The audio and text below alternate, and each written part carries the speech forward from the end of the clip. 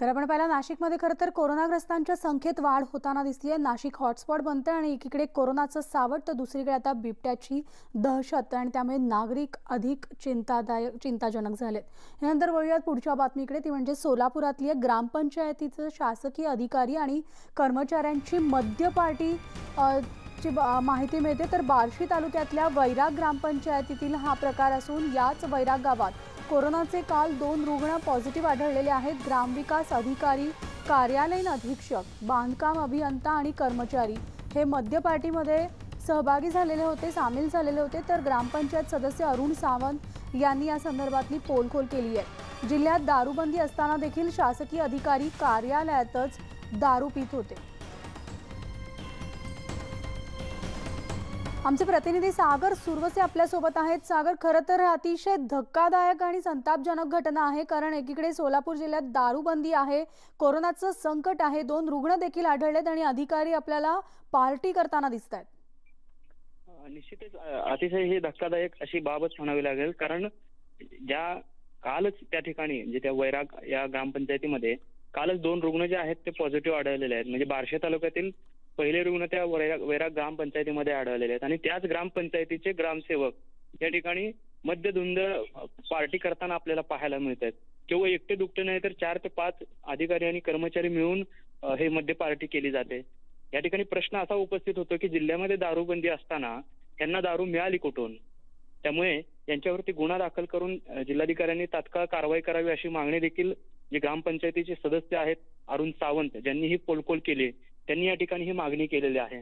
मात्र असं असलं तरी गांभीर्य शून्यता जी आहे ती या ठिकाणी अधिकाऱ्यांची या ठिकाणी आपल्याला पाहायला मिळते। त्यामुळे जिल्हा प्रशासन यांच्यावरती काय कारवाई करते हे पाहणं देखील महत्त्वाचं ठरणार आहे। नक्कीच, आणि या सगळ्या अपडेट्स जाणून घेण्यासाठी तुर्तास धन्यवाद सागर।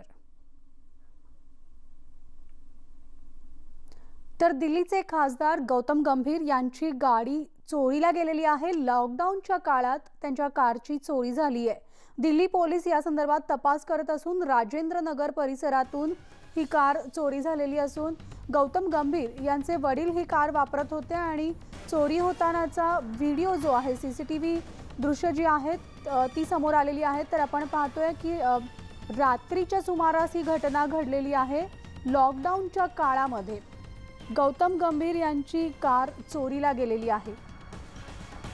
प्रशांत लीला रामदास आमचे प्रतिनिधी नवी दिल्लीहून आपल्या सोबत आहेत। प्रशांत, लॉकडाऊन आहे आणि एकीकडे गौतम गंभीर यांच्या वडिलांची कार चोरीला गेल्याचं कळतंय, हा व्हिडिओ समोर आलाय, काय सविस्तर माहिती आहे? खासदार गौतम गंभीर यांचे वडील जे राजेंद्र नगरमध्ये राहतात आणि स्वतः गौतम गंभीर देखील तिथेच राहतात, त्याच परिसरामधली त्यांची जी गाडी आहे गौतम गंभीर यांची ती चोरीला गेलेली आहे। ही गाडी जी आहे त्यांचे वडील वापरत होते या प्रकारची माहिती पुढे आलेली आहे। आणि महत्त्वाचं म्हणजे चोरट्यांनी स्वतः चोरटे जे आहे ते इनोवा गाडी घेऊन येताना दृश्यात पाहायला मिळते आणि त्यानंतर टोयोटा फॉर्च्युनर जी कंपनीची गाडी आहे ती गाडी घेऊन चोरट्यांनी काही सेकंदातच पळून चोरी केलेली आहे। त्यामागे त्यांनी कशा पद्धतीने चोरी केली गाडी याचं फुटेज पुढे आलेलं आहे। हे एक्सक्लुझिव्ह फुटेज आहे, कारण की ज्या पद्धतीनं माहिती पुढे आलेली आहे की लॉकडाऊनच्या काळात दिल्ली पोलीस हे जे आहेत हे साधारणतः जे कंटेनमेंट झोन आहे या भागांमध्ये जास्त तैनात आहे ना, अशा वेळी याचा फायदा चोरटे उचलत आहे याचं हे मूर्तिमंत उदाहरण आहे।